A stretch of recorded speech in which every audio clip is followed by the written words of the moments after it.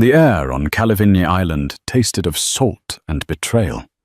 One moment, Hayley Devereux was the pregnant, adored wife of a tech billionaire. The next, she was a spectacle of public humiliation.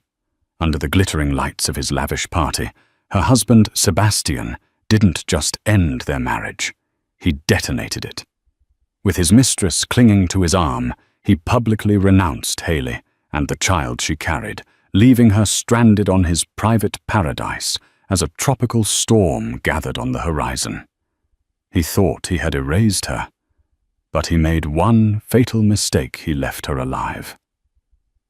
The journey to Calavigny Island began not with the gentle hum of the Gulf Stream G750, but with the subtle, chilling click of a platinum lighter. Sebastian Devereux lit his Cuban cigar, the cherry glowing like a malevolent eye in the jet's dim cabin. He didn't offer one to his associates, and he didn't look at his wife, Hayley, who sat across from him, her hands resting protectively on the swell of her 5-month pregnancy.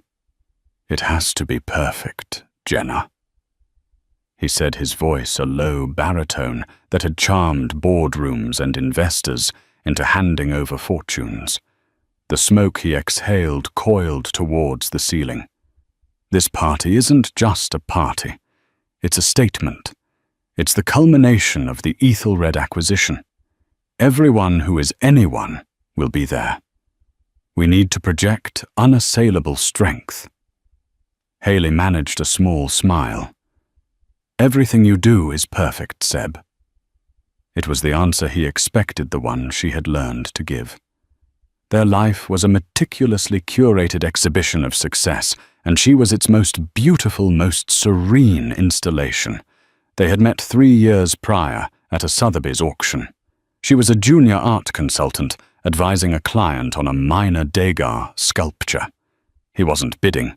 He was buying the auction house. He'd been captivated by her quiet intelligence and the way she spoke about art, with a passion that felt alien in his world of algorithms and market capitalizations.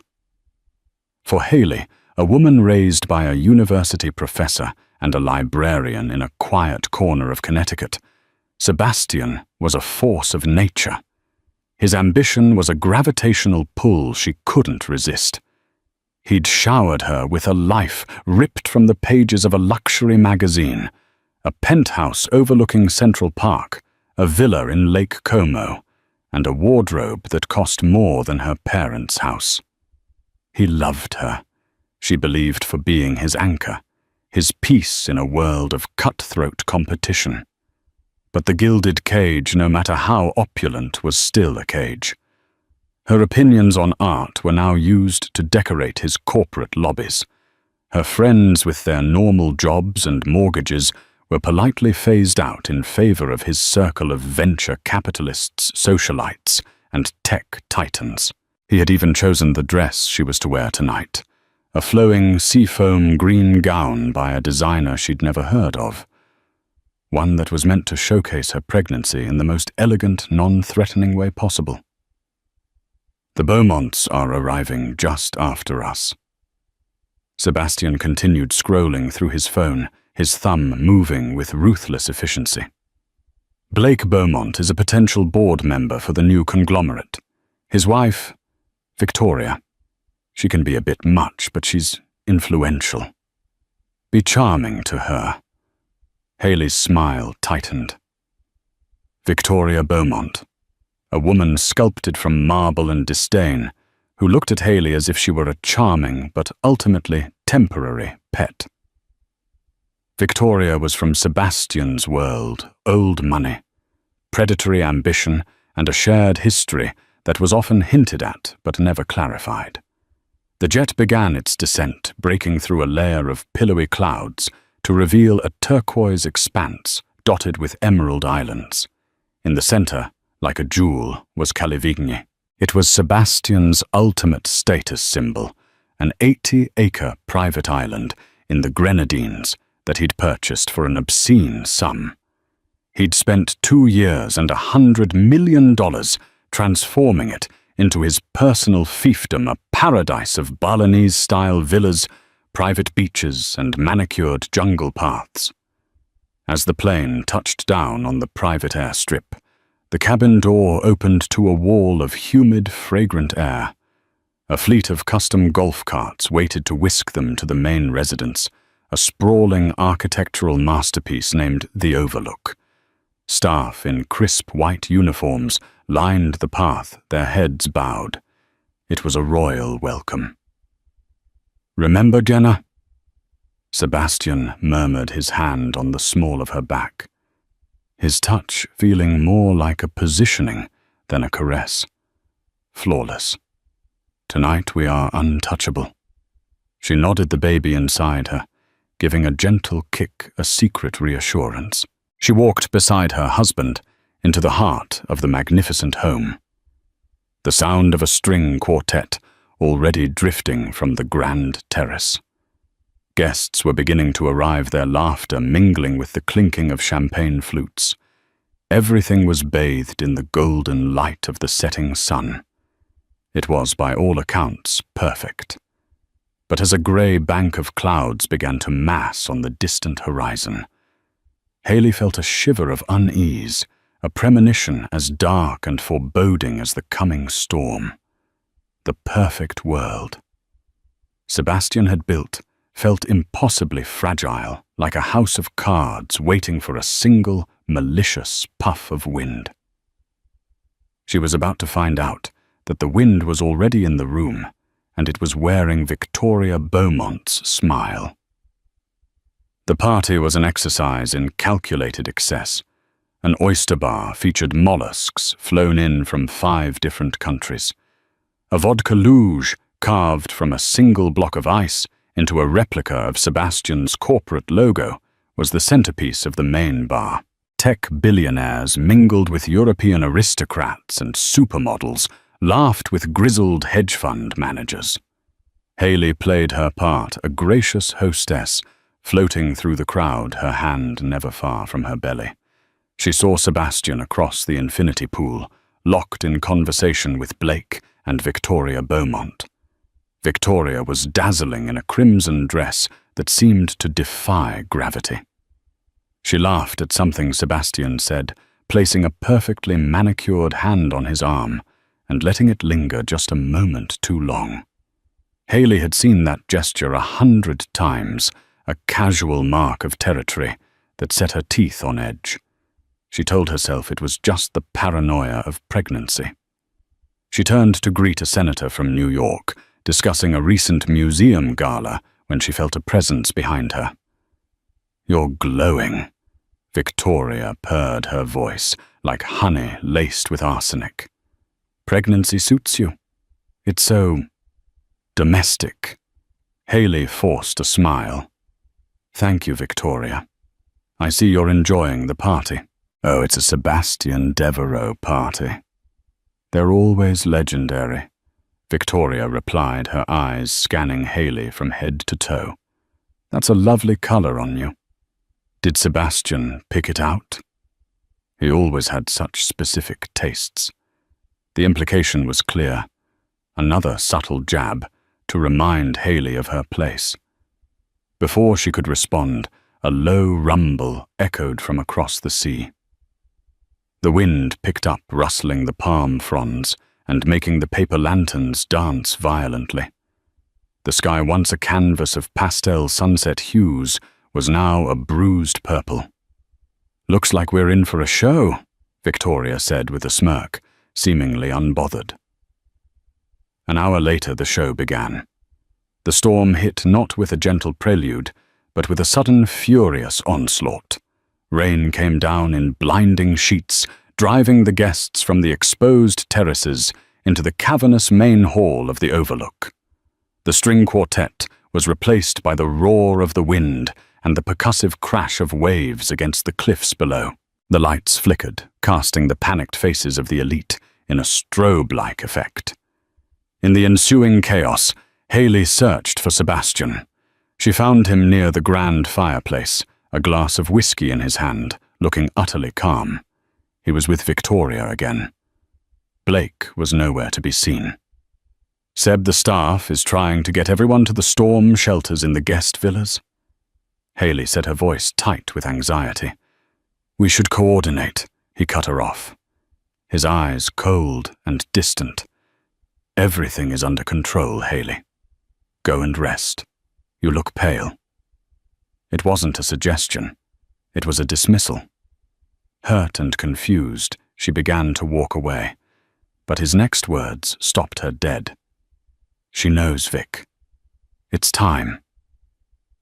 The words were a low murmur, but in a sudden lull in the storm's fury, they carried across the marble floor with perfect, devastating clarity. Haley turned back slowly. Victoria was looking at her, a triumphant, pitying smile on her face. Sebastian's expression was unreadable, a mask of stone. Knows what Seb, Haley asked, her heart beginning to hammer against her ribs. What's going on? Sebastian sighed, a theatrical sound of weary impatience. He took a step forward, and the small crowd that had been huddled nearby fell silent, sensing a shift in the atmosphere. The drama of the storm outside was nothing compared to the tempest brewing within the walls of the Overlook. This, he said, gesturing vaguely between himself and Haley. This arrangement, it has run its course. Haley's blood ran cold. Arrangement? You mean our marriage? I mean, the charade. He corrected his voice, rising, capturing the attention of everyone in the room. He was performing now. This was his stage. I needed a certain image for the Ethelred deal. A stable, traditional man. You played that part beautifully, I'll admit. A collective gasp went through the audience of his peers. Whispers erupted like wildfire. Haley felt her face flush with heat, 100 pairs of eyes on her, dissecting her humiliation. The deal is done. Sebastian continued, his voice devoid of any emotion. My company is secure, and I no longer require the props. Props. Her voice was a choked whisper. She looked down at her own hands, resting on the life inside her. Is that what your son is to you? A prop. Sebastian laughed, a harsh, ugly sound that echoed in the high-ceilinged room. My son? Oh, Haley, you are delightfully naive. I have my lawyers the best in the world. They've raised some very interesting questions about the timeline of your pregnancy, about your fidelity. The accusation hung in the air, thick and poisonous. It was a lie, a monstrous, baseless lie. But he said it with such conviction that doubt flickered in the eyes of the onlookers. He was poisoning the well, destroying her reputation to ensure his own clean getaway. That's not true, she breathed, shaking her head in disbelief. You know that's not true. Does it matter? He shot back. I'm Sebastian Devereux. My truth is the one that gets printed. He then turned and took Victoria's hand, pulling her to his side. He held her hand up for all to see. Victoria and I are going to be together. It's been a long time coming. She understands my world. She belongs in it. Victoria looked at Haley, her eyes gleaming with victory. She had won. You will be given a severance, Sebastian said, as if firing a disloyal employee. Generous, of course. You'll sign a non-disclosure agreement, and you will disappear quietly. My jet will take you back to the mainland in the morning after the storm passes. The staff will show you to a guest room. He turned his back on her, a final, brutal act of dismissal. He had just executed her socially and emotionally in front of the most powerful people he knew. Stranded pregnant and publicly branded an unfaithful, disposable wife, Haley stood frozen in the center of the room. The lights flickered again, and then died, completely plunging the hall into darkness, save for the frantic beams of staff flashlights and the periodic terrifying flashes of lightning from outside. In that moment of absolute darkness, a tear finally escaped and traced a path down her cheek. It felt as hot as acid. The gilded cage hadn't just opened. It had been vaporized, and she was left falling with no ground in sight. The darkness was a perverse mercy. It hid the smirks, the pitying glances, the avid curiosity on the faces of the guests. A member of the staff, a young woman named Sophia, whose kindness had always seemed genuine, gently touched Haley's arm. "Ma'am, let me take you to your room. It's not safe here." Haley allowed herself to be led away, moving like a sleepwalker through the opulent halls that now felt like a mausoleum. The room they took her to was not her own. It was a sterile, impersonal guest suite at the far end of the estate, as far from Sebastian as possible. Sophia lit some candles, her expression full of a sorrow she couldn't voice. "Is there anything I can get you?" "Mrs. Devereux." The name was a slap. "Don't call me that," Haley whispered, her voice raw. "My name is Haley McClellan." Reclaiming her maiden name was the first act of defiance, a tiny spark in the crushing darkness. Sophia nodded and quietly left, closing the door behind her.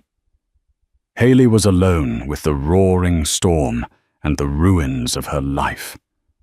She sank onto the edge of the bed, her body trembling. The baby kicked a frantic, insistent rhythm, as if sensing its mother's distress. She wasn't just heartbroken. She was terrified. Sebastian's lie about her fidelity wasn't just a cruel parting shot.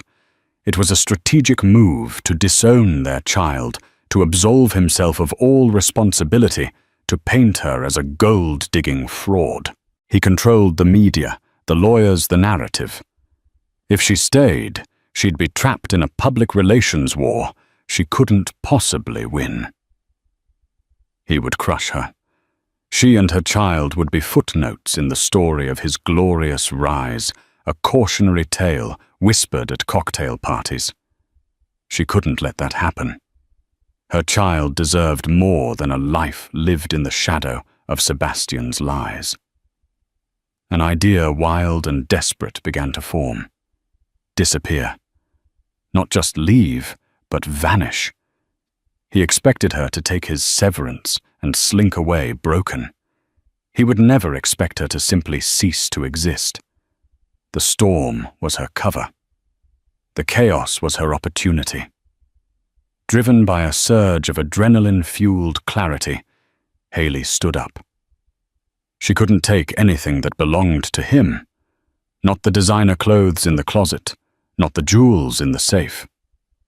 She took off the 7-carat diamond ring he'd placed on her finger and set it on the nightstand. It felt like removing a shackle. She was wearing only the seafoam green gown, now damp and stained. It would have to do. She went to the window.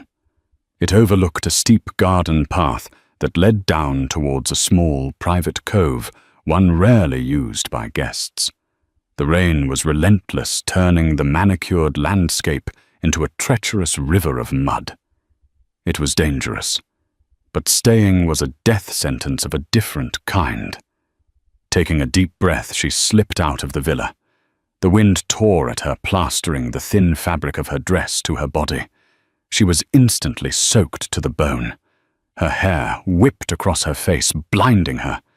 She half ran, half slid down the muddy path, grabbing onto tree trunks and roots to keep from falling. Thorns tore at her dress and her skin. The perfect paradise had become a hostile wilderness. She reached the cove. The waves were monstrous, crashing against the rocks with a terrifying power. A small boat dock used for jet skis and tenders was being battered by the surf. Tied to it was a small inflatable Zodiac boat, its motor covered with a tarp probably left by a maintenance worker who had fled for shelter. It was her only chance. Her fingers were numb with cold as she struggled with the ropes. A massive wave crashed over the dock, nearly sweeping her off her feet. She clung to her, piling her knuckles white. The baby felt like a lead weight in her belly. "We can do this," she thought, a mantra against the screaming wind. "We have to do this." Finally, the last knot gave way. She clambered into the Zodiac, her body screaming with protest. She fumbled with the tarp, her hands shaking so badly she could barely grip it. She pulled the cord on the small outboard motor. Nothing. Again. Nothing. Panic began to set in. On the third pull, a wave of desperation lending her strength. The motor sputtered to life with a choked cough. She steered the small boat away from the island into the churning Black Sea. It was an act of insanity. The Zodiac was tossed about like a toy, cresting massive waves that threatened to swallow it whole. Salt spray stung her eyes, and the roar of the engine was lost in the fury of the storm. She had no idea where she was going, only that she was moving away from Sebastian, away from the life that had tried to destroy her. She didn't know how long she fought the storm. It could have been minutes or hours. Her arms ached, her body was bruised, and a chilling exhaustion was seeping into her bones. The lights of Calivigny Island were long gone. She was a tiny, insignificant speck in a world of violent water and wind. Just as she felt her strength give out, as the engine sputtered and died, a light cut through the rain. It was a beam, powerful and steady, sweeping across the waves. It found her. The beam belonged to a larger vessel, a sturdy-looking yacht that was riding out the storm in the lee of a neighboring smaller island. Men were shouting. A rope ladder was thrown down. Strong hands pulled her from the half-swamped Zodiac onto the deck of the yacht. She collapsed, shivering and incoherent, into the arms of a figure who wrapped her in a thick, dry blanket. She looked up into the face of an old man, with kind, concerned eyes and a shock of white hair. He was a guest from the party she vaguely recalled, an investor from a bygone era, one who had watched the evening's drama unfold with a quiet, thoughtful detachment. "You're safe now, my dear," he said, his voice a calm anchor in the chaos. "My name is Desmond Wallace, and I think it's fair to say your life has just taken a rather dramatic turn. Let's get you warm, and then we can decide what comes next." As she slipped into an exhausted unconsciousness, Hayley McClellan knew one thing for certain. Her old life was over, drowned in the storm. A new one, terrifying and unknown, had just begun. The next 5 years were a lifetime.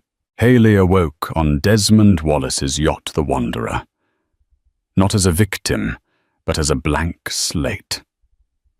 The storm had passed, leaving behind a sky of impossible blue and a sea as calm as glass.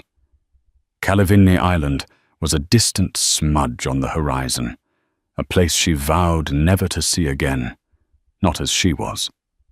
Desmond Wallace was more than just a kind stranger. He was a legend in the world of old money and discreet power. A self-made shipping magnate who had cashed out decades ago, he had watched men like Sebastian Devereux, arrogant, flashy, and ultimately hollow, rise and fall like the tides. He had seen the cruelty at the party, and in Hayley he saw not a broken woman, but a core of tempered steel she didn't yet know she possessed. He made a grave error, Hayley Desmond told her over a cup of tea in his yacht's study. A room panelled in rich mahogany and lined with books. He underestimated you. Men like Devereux always do. They see a beautiful wife, not a brilliant partner. Their ego is their Achilles' heel. He offered her a choice. He could arrange for her to be safely and anonymously returned to the United States with a small trust fund to start over. Or she could stay with him, learn from him, and forge a new identity, a new life on her own terms. Revenge is a fool's game. He said, his gaze steady. But justice is the business of building a better future on the wreckage of the past. He tried to erase you. The greatest justice it is not to haunt him, but to become someone he could never imagine. Haley chose the latter. Her son was born 3 months later in a private clinic in Geneva, Switzerland. She named him Leo for the lion-hearted courage he had given her. Holding him for the first time, she knew she wasn't just fighting for herself anymore. She was building a dynasty for him, a legacy free from the taint of the Devereux name. Under Desmond's tutelage, Haley McClellan ceased to exist. In her place emerged Haley Monroe, a name chosen for its classic strength. She devoured Desmond's library, learning about global finance, sovereign debt, emerging markets, and corporate law. She had a natural aptitude for seeing patterns, a skill honed during her years studying art history, and she applied it to the complex tapestry of the financial world. Desmond treated her like the daughter he never had. He taught her how to negotiate with sharks, how to leverage debt, how to create shell corporations and offshore accounts, not for evasion, but for protection and strategic advantage. He refined her, sharpening her intellect until it was a weapon. She learned 4 languages. She traveled with him on the Wanderer, sitting in on meetings in Hong Kong, Dubai, and Monaco, a silent observer who absorbed everything. Leo grew up on the yacht, his world a shifting landscape of international ports and the unwavering love of his mother. He had her thoughtful eyes, and to Haley's secret, painful acknowledgement, Sebastian's determined chin. He was smart, resilient, and knew nothing of the father who had disowned him. His father, in every way that mattered, was the kind old man who taught him how to fish off the coast of Greece and read him stories about great explorers.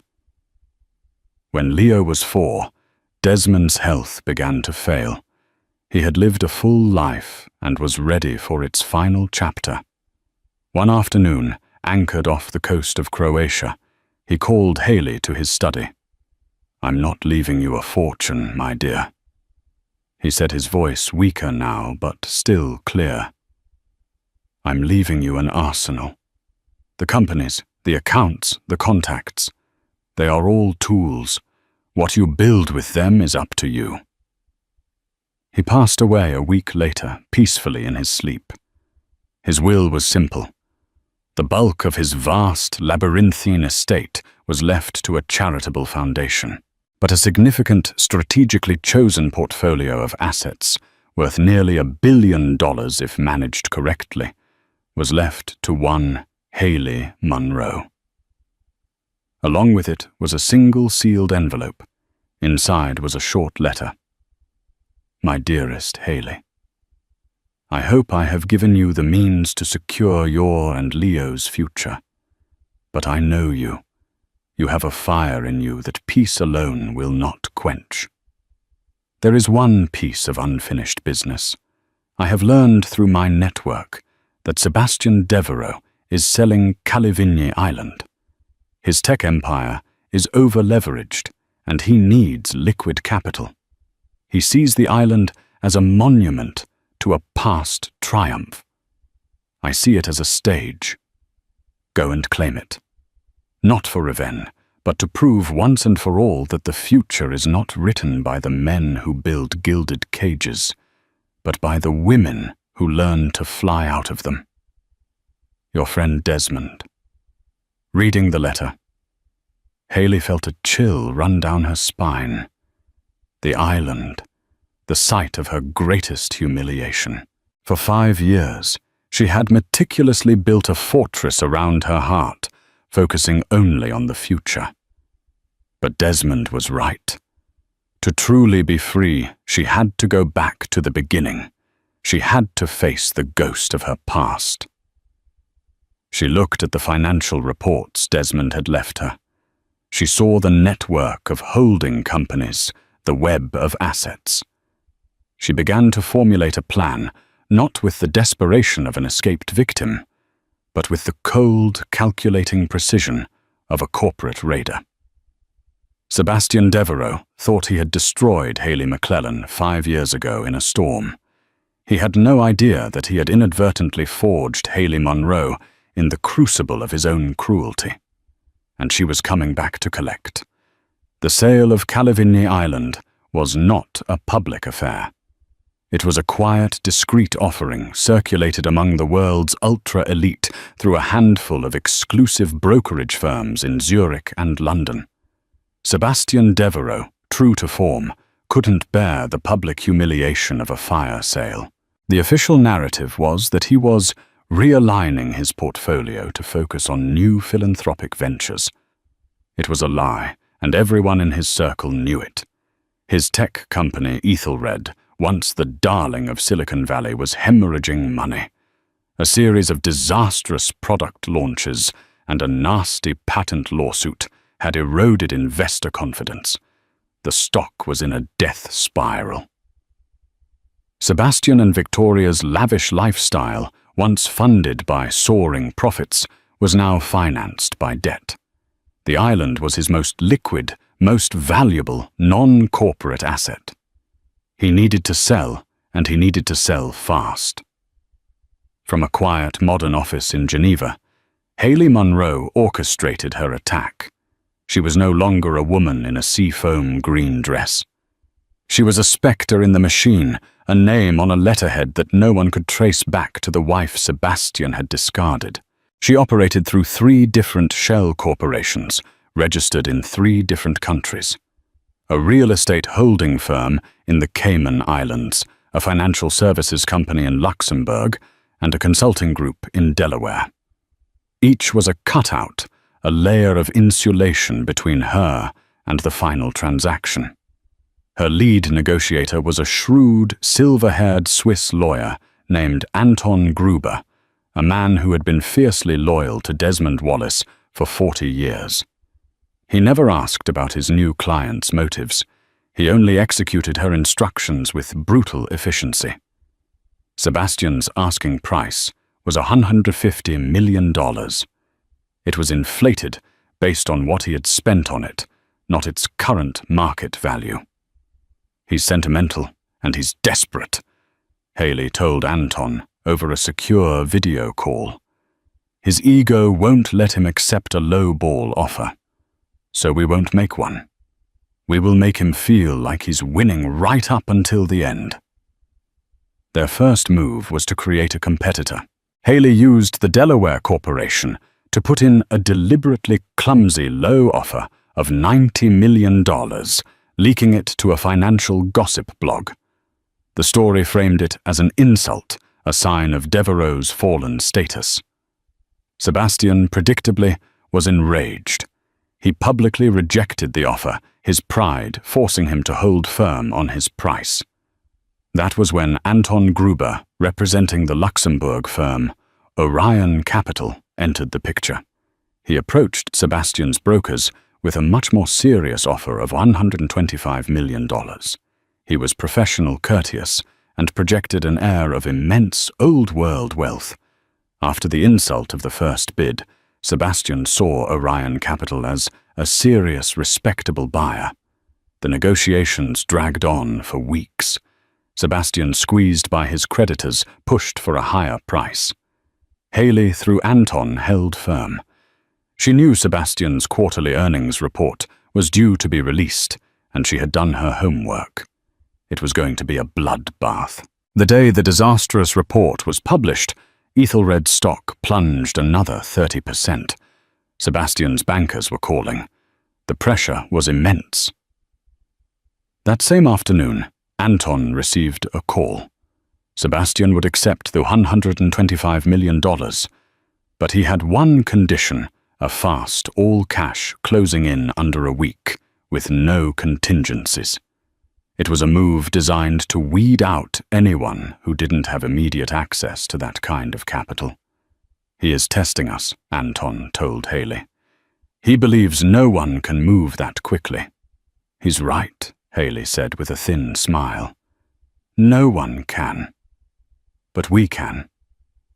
She initiated a complex series of wire transfers, moving funds from various accounts Desmond had left, her routing them through the Cayman Islands holding company, and finally consolidating them in an escrow account managed by Orion Capital in Zurich. It was a symphony of international finance, conducted flawlessly. 5 days later, the deal was ready to close. The final contracts were to be signed. The buyer was listed as Kalivigny Holdings Limited, a subsidiary of Orion Capital. The signatory for the buyer was Anton Gruber. Haley's name was nowhere on the documents.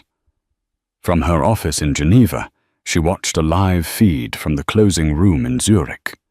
She saw Sebastian Devereux on the screen, looking older and more strained than she remembered. The easy arrogance was gone, replaced by a tense, brittle facade. Victoria was not with him. He signed the documents with a flourish of his pen, a man trying to pretend he was in control of a situation that had spiraled far beyond him. Once his signature was on the page, Anton signed for the buyer. A lawyer nodded. The deal was done. The island was hers. Haley felt no elation, no thrill of victory, just a profound quiet and deeply satisfying sense of completion. It was a transaction. A problem had been solved. A debt had been settled. She leaned back in her chair and looked out the window at Lake Geneva. The first phase of her plan was complete. Now it was time to prepare the stage. She picked up her phone and dialed her new estate manager, a woman hand-picked for her discretion and impeccable taste. "Good morning, Catherine Haley," said her voice, calm and steady. "We can now begin the renovations on the island. I have the guest list for the grand reopening party. I want the invitations sent out by the end of the week. Oh, and Catherine. The new owner wishes to remain anonymous for now. All correspondence should be from GM Enterprises." She hung up the phone. GM Haley Monroe, a name Sebastian Devereux would not recognize. But soon he would.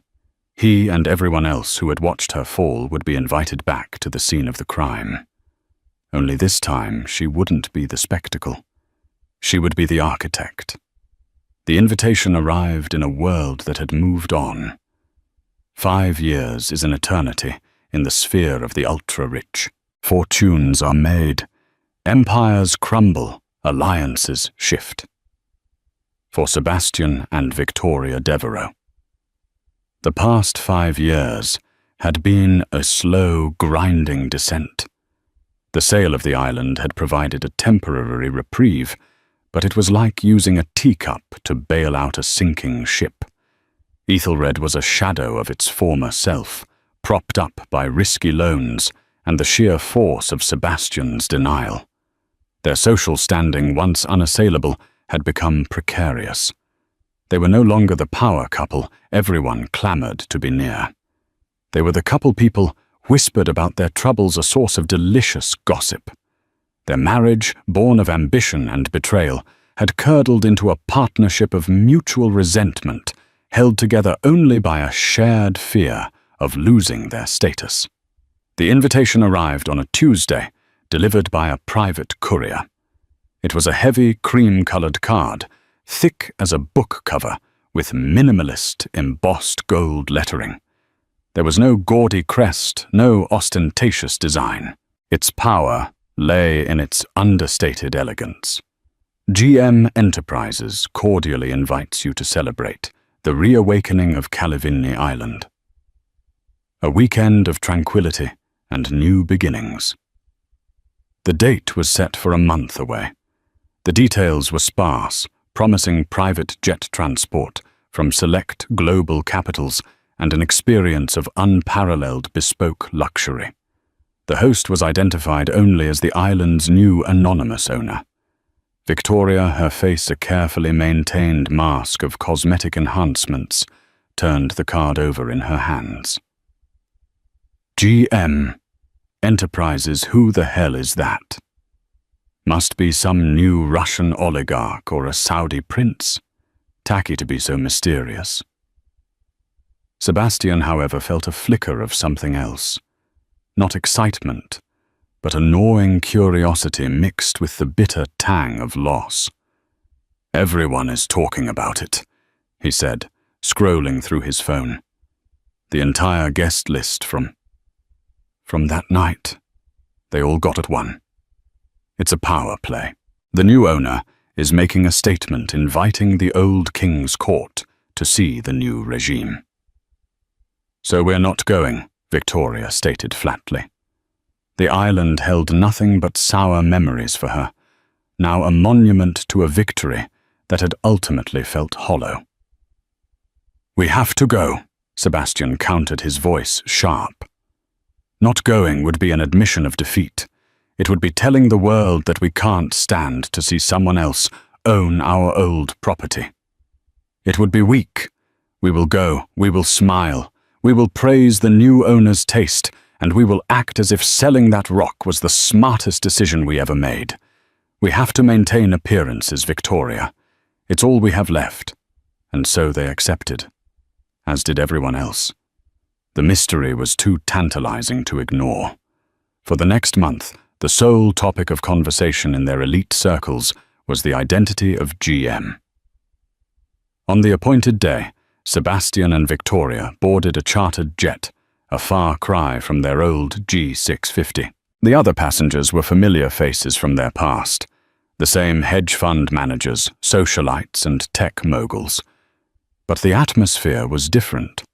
The fawning respect they once commanded was gone, replaced by a polite, cool distance.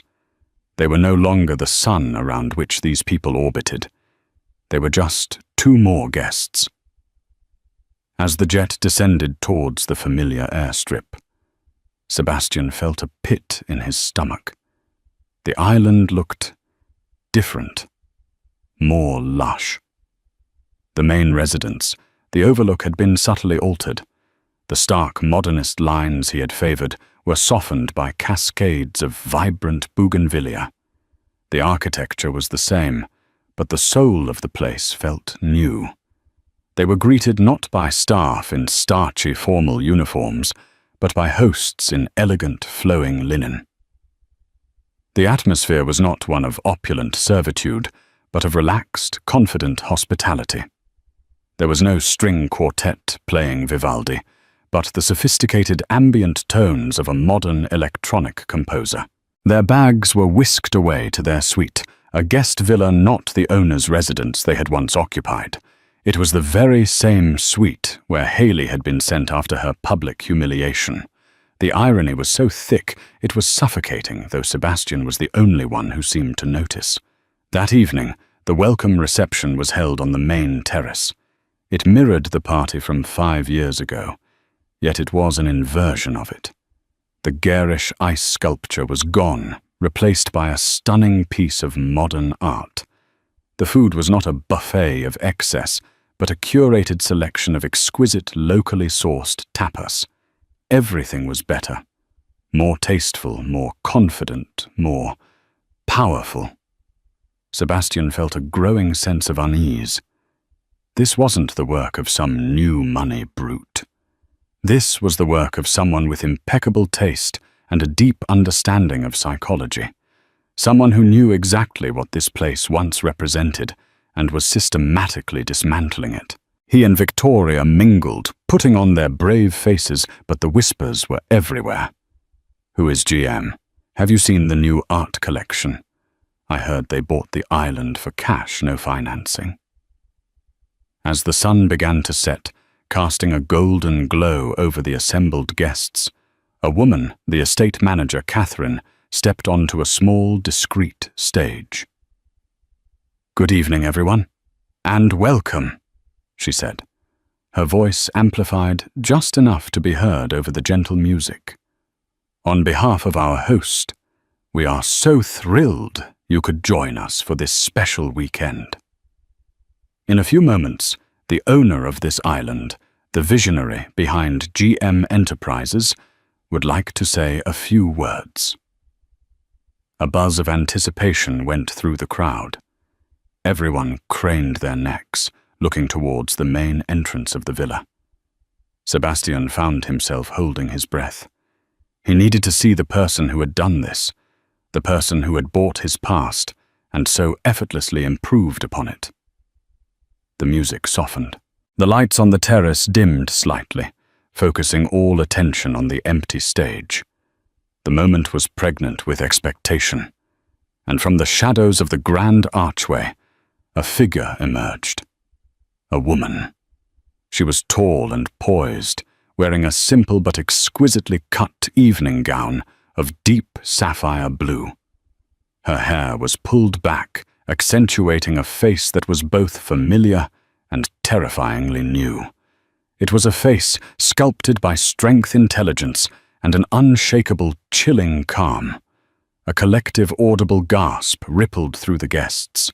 Victoria's wine glass slipped from her fingers and shattered on the stone terrace. Sebastian felt the blood drain from his face. His heart stopped. He was looking at a ghost. But she was not a ghost. She was real. It was Haley. She walked to the center of the stage, her movements possessing a liquid grace that was utterly captivating. The sapphire dress, a column of midnight silk, seemed to absorb the ambient light, making her the undeniable focal point of the entire terrace. She didn't look angry or triumphant or vengeful. She looked serene, a queen, taking her place on her throne not by conquest but by divine right. Her posture was perfect, her shoulders back radiating a confidence that was so absolute it felt like a physical force.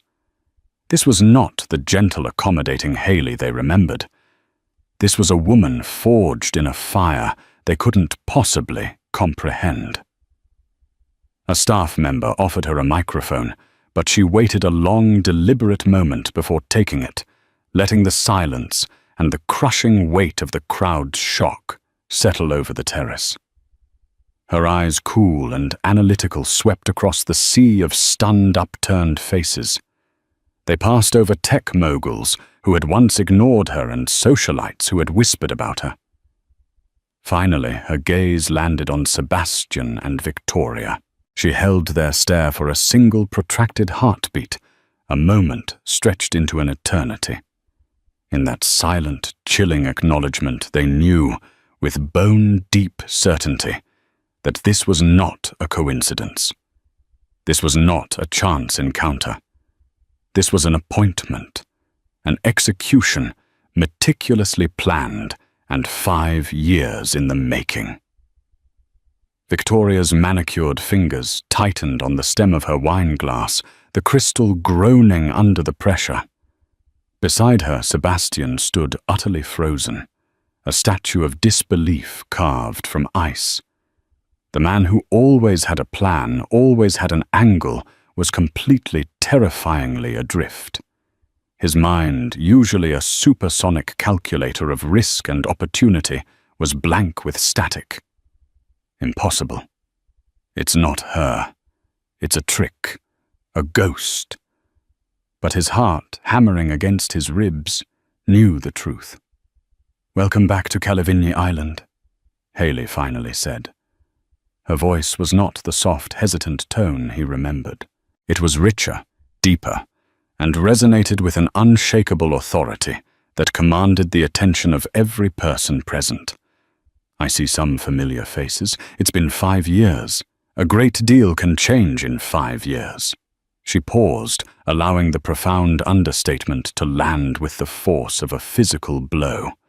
The whispers began to erupt, a panicked, sibilant sound like dry leaves, skittering across pavement. It's her. My God. It's actually her. How is this possible? Where did she get the money? Sebastian could feel the collective gaze of the crowd shift, flickering between the woman on the stage and him. He was no longer a guest. He was part of the spectacle.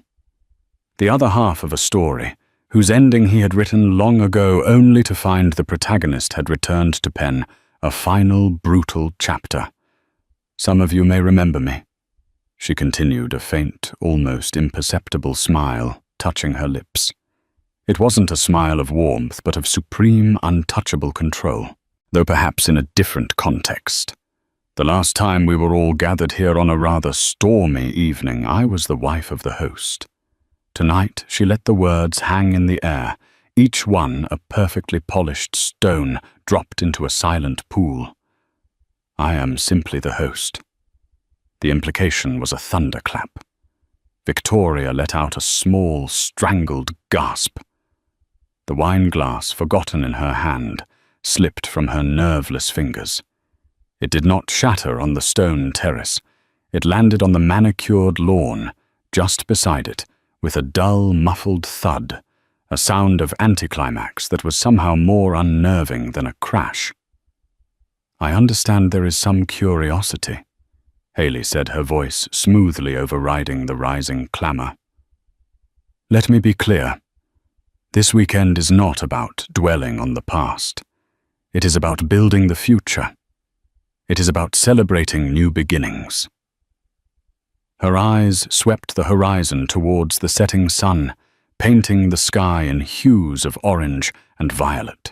This island, once a symbol of brittle, fleeting power, a monument to an ego, is being reborn. It will now be the headquarters for my foundation, a sanctuary dedicated to supporting emerging artists and entrepreneurs who value creativity over currency. She was rewriting history, erasing his legacy with a few effortless sentences and replacing it with her own nobler vision. Every word was a calculated demolition of the world he had built. He had used the island to project strength. She was using it to project purpose. The comparison was devastating, and he could feel the judgment of his peers turning on him. However, she added, and her tone shifted, the philanthropic warmth evaporating, replaced by the chilling precision of a boardroom executioner. New beginnings sometimes require the clearing of old debts, and in the world of business, as we all know, all debts must eventually be paid. Her eyes, like chips of obsidian, locked onto Sebastian's. He felt pinned by her gaze, a specimen under a microscope. For instance, Haley said, her voice now a clinical, dispassionate instrument. Some of you here tonight are investors in a company called Ethelred. My advice as a courtesy from your host would be to divest immediately. Their recent financing, the series of high-risk loans that have been keeping them afloat for the past 6 months, were not from a traditional banking institution. They were extended by a private equity firm, a rather aggressive firm named Orion Capital. A new wave of murmurs, this time laced with genuine financial panic, rippled through the guests. Several people, no longer trying to be discreet, pulled out their phones and began typing furiously. The name Orion Capital meant nothing to them, but the warning from the woman who clearly held all the cards was enough. But to Sebastian, the name was a death knell. Orion Capital was his lifeline, his secret savior, the anonymous entity that had given him the capital to stave off ruin. A cold dread, slick and oily, coiled in his stomach as he began to connect the impossible dots. Haley let him squirm in that silent horror for a moment, before continuing. Orion Capital, as of last week, was acquired in a rather swift, hostile takeover by my own holding company, which means, Sebastian, that the 9-figure debt you thought you owed to a stranger you now owe to me." The crowd gasped as one. This was beyond revenge. This was a strategic masterwork of such breathtaking cruelty that it bordered on art. "I'm calling in the loan," she stated as simply as if she were ordering a coffee. "All of it. The covenants in your agreement are rather strict, as desperate men tend to overlook the fine print. I believe the default clause can be triggered by me at my sole discretion, and I am exercising that discretion. Effective tomorrow morning at 9:00 a.m. Zurich time, your company will be in receivership. My people will be at your offices to oversee the liquidation." Sebastian actually staggered a step back, his hand flying to a nearby pillar for support. This was it. The end. Not just failure, but total annihilation delivered publicly by the woman he had tried to erase. Haley's gaze then shifted with chilling nonchalance to Victoria. "And Victoria, your new lifestyle brand, a noble effort to remain relevant. Unfortunately, your primary seed investor, a small venture capital fund called Beaumont Ventures, has also just been acquired by a subsidiary of GM Enterprises. We will be re-evaluating all current investments, and I'm afraid a vanity project with no discernible path to profitability does not align with our portfolio strategy. Your funding will be terminated effective immediately." If Sebastian's ruin was a cannon blast, Victoria's was the silent, deadly slice of a stiletto. Her carefully constructed world of influence and appearances evaporated in an instant. The color drained from her face, leaving a pale, taut mask of shock and hatred.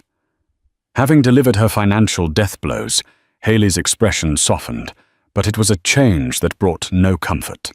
It was the prelude to the final, most personal devastation. But as I said, she repeated her voice now imbued with a quiet power. "Tonight is about the future." From the shadows at the side of the stage, a door to the main residence opened. The estate manager, Catherine, emerged holding the hand of a small boy, no older than 5. He was dressed in a simple white linen shirt and trousers, his dark hair neatly combed. He walked with a child's unself-conscious curiosity, his eyes taking in the strange crowd. He walked straight to Haley, who knelt down, her entire being softening as she wrapped a protective arm around him. "I would like you all to meet the true owner of this island's future," she said, her voice thick with a love that was a tangible, fiercely protective force. "This is my son, Leo." Leo looked out at the crowd, his gaze unafraid. He had his mother's thoughtful eyes, but everything else, the dark, unruly hair, the strong set of his jaw, the determined shape of his chin, was pure, undiluted Devereaux. He was the spitting image of a younger, uncorrupted Sebastian. The paternity he had so publicly and callously questioned 5 years ago was now presented as irrefutable evidence to the very same jury that had witnessed his crime. The silence on the terrace was absolute, profound. It was the silence of a tomb. The social and emotional checkmate was complete. Every lie Sebastian had ever told about her, about their child, was laid bare for all to see. Haley stood up, holding her son's hand firmly in hers. She didn't spare another glance for the wreckage she had wrought. She didn't need to gloat or scream. Her victory was in her calm, in her control, in the simple, undeniable fact that she was standing there, whole and powerful with her son by her side. She looked at Sebastian one last time, and there was nothing in her eyes. Not hatred, not pity, not even the memory of love. It was the flat, dismissive look one gives to a piece of furniture, to something utterly irrelevant that is about to be removed. "Enjoy the party," she said to the assembled guests, her voice once again the gracious host. Then she turned her back on her former husband, on the woman who had replaced her, and on the entire life that had almost destroyed her. She walked off the stage with her son, disappearing back into the magnificent home that was now hers, leaving everyone else standing in the beautiful, perfect, and utterly ruthless world she had created. The party's ambient music swelled to fill the silence, but it couldn't hide the sound of a world ending for the two figures left standing alone in the center of it all. That night, Haley Monroe didn't just reclaim her name. She forged a new legend. Her story became a whisper, then a roar in the circles of the powerful, a testament to the fact that true strength isn't about the castles you build, but the ashes you rise from. She transformed Kalivini Island from a monument of ego into a beacon of hope, proving that the deepest betrayals can fuel the most incredible transformations. Her revenge wasn't loud or explosive. It was the quiet, undeniable hum of a new empire being built upon the foundations of an old one's collapse. She became the architect of her own destiny, the queen of her own island, and a mother who showed her son that a person's worth is not determined by who tried to break them, but by how they choose to rebuild. What did you think of Haley's ultimate comeback? Was her justice served cold, or was it just right? Let us know your thoughts in the comments below. If you've ever had a moment where you had to rise from the ashes, share your story of strength. We are inspired by resilience. For more stories of incredible twists and ultimate triumph, don't forget to like this video, share it with someone who needs a dose of inspiration, and subscribe to our channel. Your support helps us bring more compelling stories like this to you.